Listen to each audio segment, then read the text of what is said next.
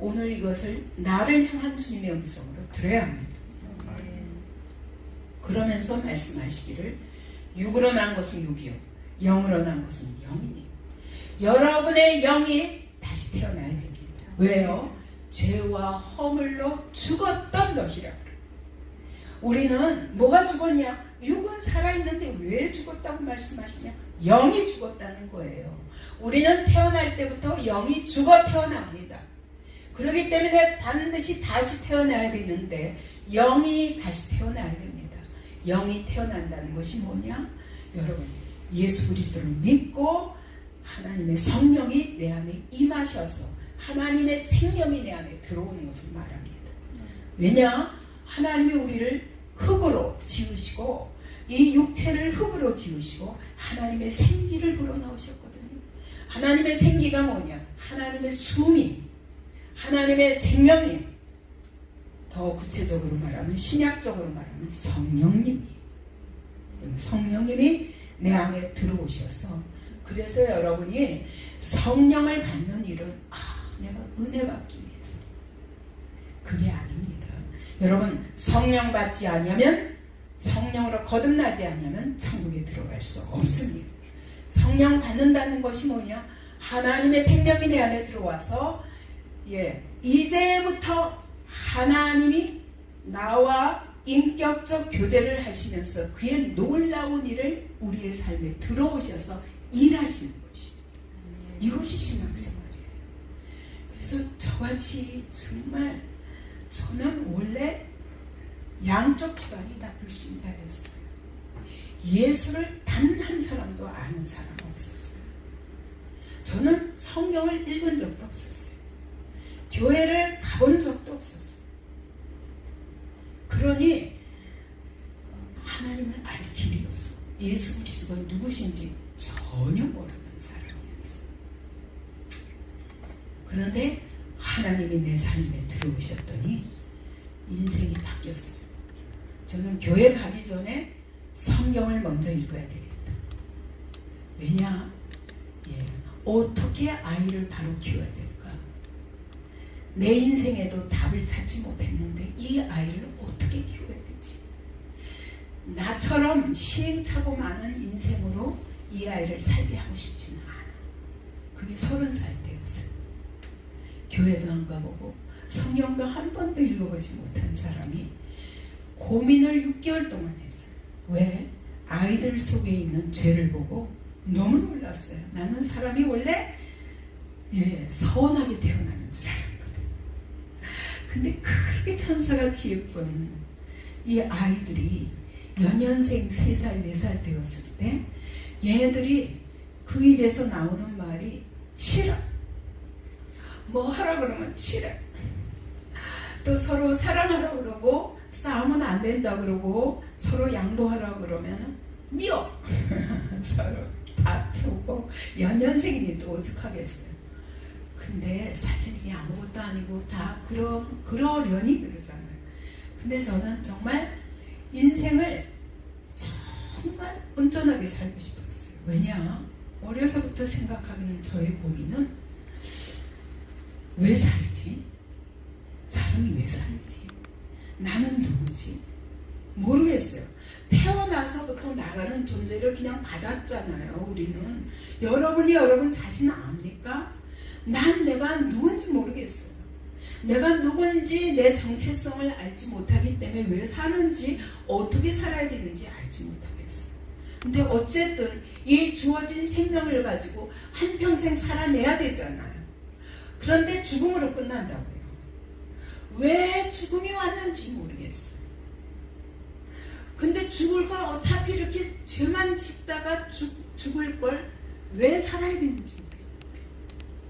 근데 죽을 때 후회는 하고 싶지 않았어요. 어떻게 하면 한 번밖에 없는 인생을 후회 없이 살 수 있을까? 이런 고민을 하면서 길을 엄청 찾았거든요. 종교라는 종교는 다 찾아봤어요. 근데 교회만 안 가봤어요. 천주교는 가봤으니까 전 똑같다고 생각했고, 교회보다는 천주교가 좀 거룩해 보이잖아요. 불교 열심히 그 조계종에서 유명한 스님들의 강의를요 한 달에 한 번씩 가서 들었어요. 그랬더니 결론이 이것도 아니고 저것도 아니고 또 이것도 모르겠고 저것도 모르겠고 결국 모르겠다는 얘기구나. 천주에 가서 열심히 물어봤어요. 하나님이 누군가 이런 물어봐도 너 같은 질문하는 사람 처음 봤대요. 그냥 믿으래요. 그냥 믿으면 나중에 알게 된대요. 근데 저는 저게 설명할 수 없는 것을 저 사람은 믿나? 이런 생각이 드는 거예요. 그래서 이것도 신뢰할 수 없고 그 다음에 철학을 열심히 뒤졌어요. 유명한 강사들은요 내가 공부해야 할 약대는 안 가고 남이 대학의 유명한 철학 강사는 다 찾아다녔어요. 그래도 답이 없어요.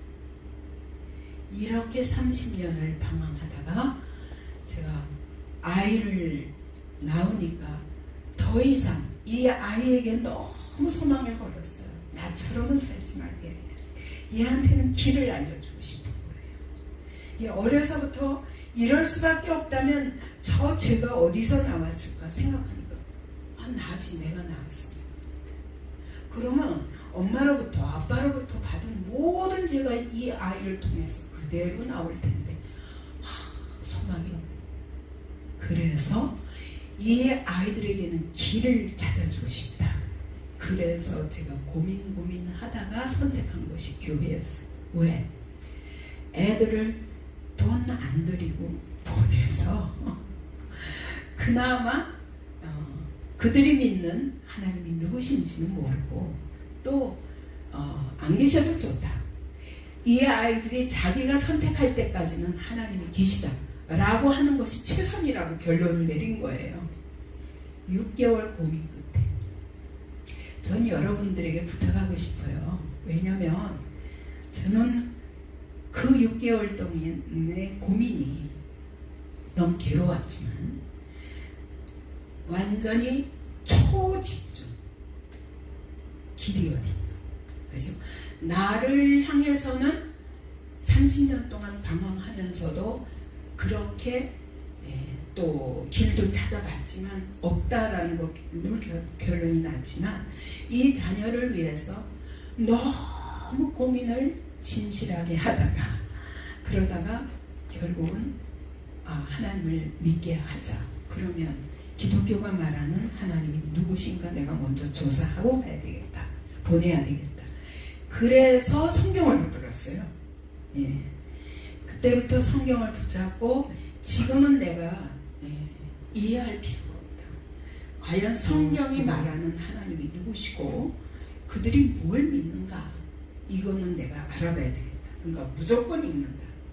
그리고 얼마나 열심히 읽었는지 한 달 만에 성경 한 권을 다 읽었어요.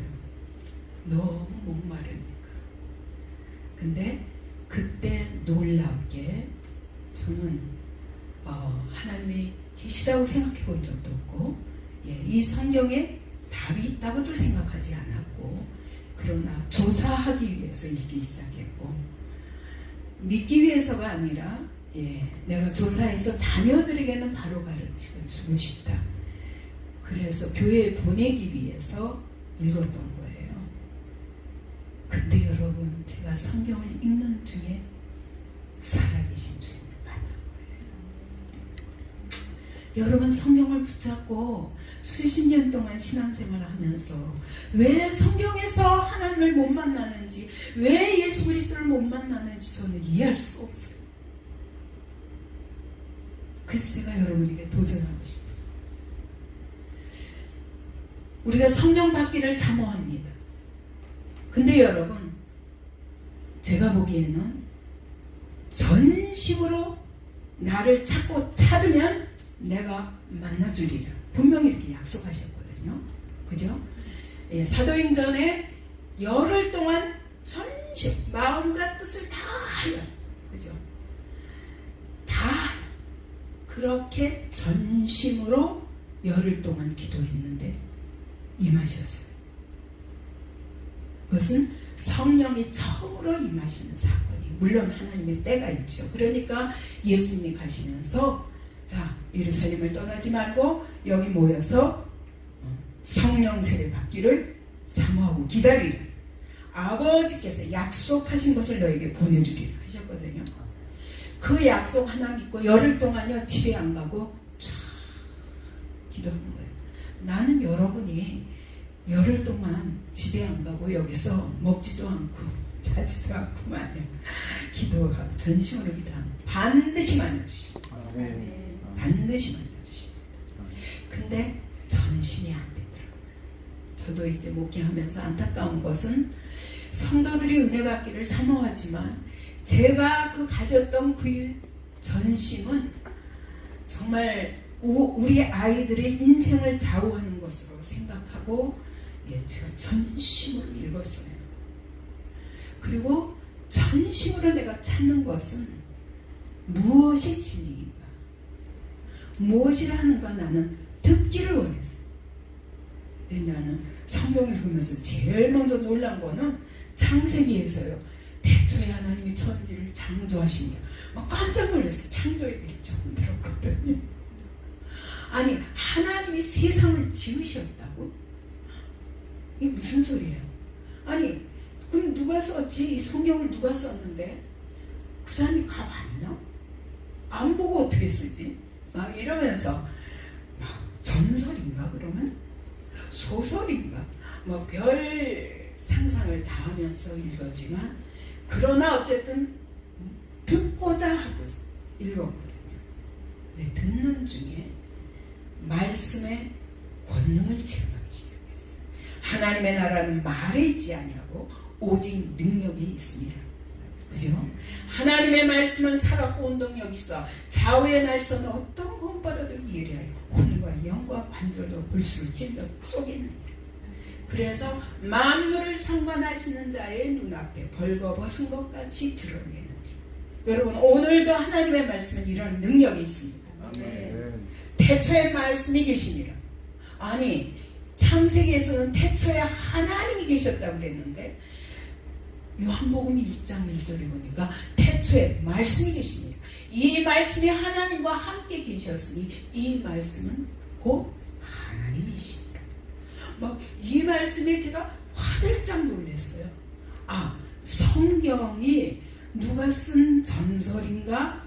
누가 썼고 누가 그 자리에 태초에 갔길래 이렇게 계시다고 선포를 할 수가 있지? 라고 생각했거든요. 그랬는데 그 말씀이 곧 하나님이시니라. 깜짝 놀랐어요. 이 말씀이 하나님이라고? 그때는 그냥 제가 화들짝 놀래가지고 그러면 내가 하나님을 대하듯 이 성경을 읽어야 되겠네. 말씀이 하나하나가 살아서 제 영혼을 막 예리한 검과 같이 양날선 검과 같이 찔러 쪼개십니다. 그러면서 성경을 읽는데 구약의 많은 사람들의 그 죄악의 역사잖아요. 그죠? 이 죄악의 역사가 여러분 보통 종교라면은 여러분 이 신을 계속 우리는 우상화시키고 신격화시키잖아요. 근데 성경에 보니까 이해할 수가 없어요. 어떻게 시아버지와 며느리가 아이를 낳고 그 족보가 예수님의 족보가 되다니. 여러분 구약 성경을 보면 이해할 수 없는 다윗이 바세바를 취하고 일어나는 사건. 여러분 하나도 미화가 없이 현실 그대로 역사처럼 쓰여져 있는 거예요. 그럼 놀랐어요. 그렇지, 인생이 다 이렇지, 이렇게 생각하면서 읽었는데 근데 이 말씀이 곧 하나님이시다. 이 말씀이 제게 꽉 찔렀어요. 그 안에, 그 말씀 안에 생명이 있었나니 이 생명이 사람들의 빛이라. 막 깜짝 놀랐어요. 빛이구나. 사람들의 빛. 이 빛 말고 여러분 우리 창세기에 보면은 그렇죠. 첫째 날 어떻게 했어요? 하나님이 말씀하시되 뭐라고 그러셨어요?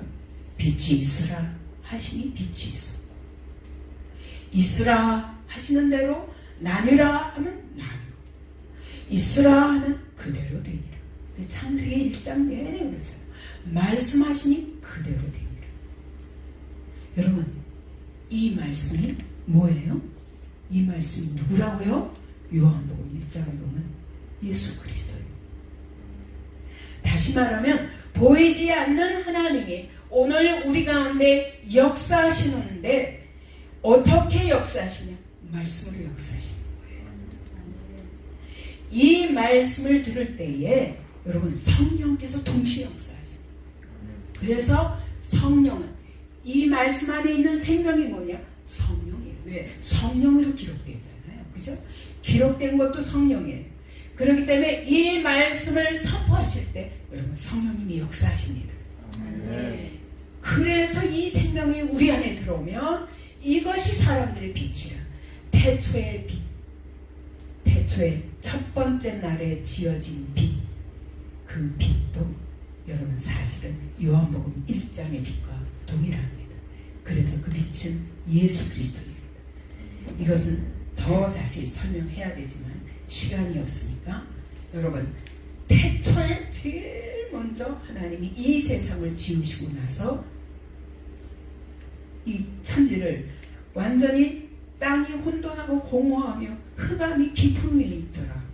이런 상태에서 빛을 보내시는데 누구냐? 여러분, 이 세상을 창조하신 것은 예수 그리스도를 이 땅에 보내셔서 그분을 통해서 하나님의 놀라운 구원 역사를 이루시기 위해서 보내신 빛이 바로 예수입니다. 그래서 그 혼돈을 뭘로? 하나님의 질서로, 그 공허를 거기에 하나님의 놀라운 뜻이 이루어지도록, 거기에 가치와 모든 존재의 가치와 의미가 예수 그리스도로 말미암아 시작되는 거예요. 그 흑암, 그 어둠을 빛으로.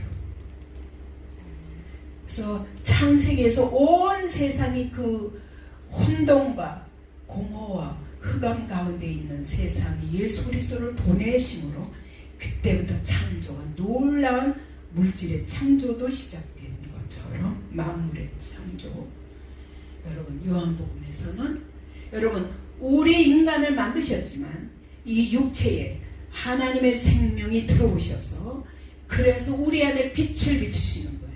말씀을 통해서 예수 그리스도가 우리 안에 들어오십니다. 성령의 역사와 함께 그때 내 영혼이 빛을 보게 됩니다. 여러분, 빛이 없으면요 할 수가 없어요. 저는 말씀 속에서 이 빛을 받고서야 내가 비로소 그동안에 산 것이 아니라 죽은 자였구나. 내가 있는 곳은 지하 감옥과 같이 캄캄한 어둠이었구나. 그래서 내가 인생을 어떻게 살아야 될지 모르고 어떻게 사는 것이 진짜 가치 있는 삶이며 내가 왜 사는가? 왜 하나님이 창조하셨으며 나 같은 존재를 만나주셨는가? 이 모든 것을 저는 말씀을 통해서 깨달았어요. 그렇기 때문에 이것이 교회에 오기 전에 일어난 일입니다. 여러분, 교회에 수십 년 다녀도 여러분이 이 생명을 받지 못했다면 여러분이 도전받으시기 바랍니다. 사실은 그분이 만나주는 사람이 따로 있는 것이 아닙니다. 예수 그리스도를 십자가에 못 박으면서까지 우리에게 그분을 보내신 것은 여러분 모든 수단 방법을 다해서 우리가 예수를 믿게 하기를 원하세요. 그죠? 여러분이 이 생명을 받기를 원하세요. 그분은 놀라운 계획을 가지고 이 세상을 지으셨고 우리 한 사람 한 사람 지으셨습니다. 그분은 오늘도 우리를 만나주시기 원하세요. 우리에게 성령 부어주시길 원하세요. 근데 우리가 받아도 그만, 안 받아도 그만. 예? 왜? 지금 큰 지장이 없어요. 그래서 하나님이 고난도 주시는 거예요. 고난 받으면요 찾지 않고는 견딜 수가 없어요. 나는 다른 고난이 아니라 내게 길이 없다는 것이 나에게는 고난이었어요. 어떻게 살아야 되냐고요. 어떻게. 나는 정말 바르게 살고 싶다고요. 진리가 있다면 그 진리를 믿고 그 진리대로 살고 싶다고요. 근데 진리가 없잖아요. 그러고 막 찾아다녔잖아요. 그죠? 30년을 그렇게 찾았어요. 저는 어려서부터 어린애가 아니었어요. 제 환경 자체가 그랬고 인생에 대한 많은 고민을 했거든요. 그래서 그 목마른 심령으로 성경을 붙들었을 때 그동안에 그렇게 찾아도 여러분 내가 뭐 안 해본 게 없잖아요. 그죠? 종교도 종교대로 다 찾아봤고 철학도 공부도 해봤고 저는 어느 정도로 철학책도 열심히 읽었냐면 철학책 그것이 뭐 플라톤이든 뭐 저기 뭐예요 유명한 키엘케고리든 모든 사람들의 책을 니체든 그들이 책을 읽으면요 거기다가 내가 질문을 계속 썼어요. 왜 반박을? 아니 논리가 안 맞아. 얼마나 열심히 어떻게 하면 여기서 진리를 찾을까 해서. 여러분 그렇게 찾아보셨어요? 전 여러분에게 도전하고 싶어요. 찾으세요. 아멘. 그거는 전심으로 찾으세요.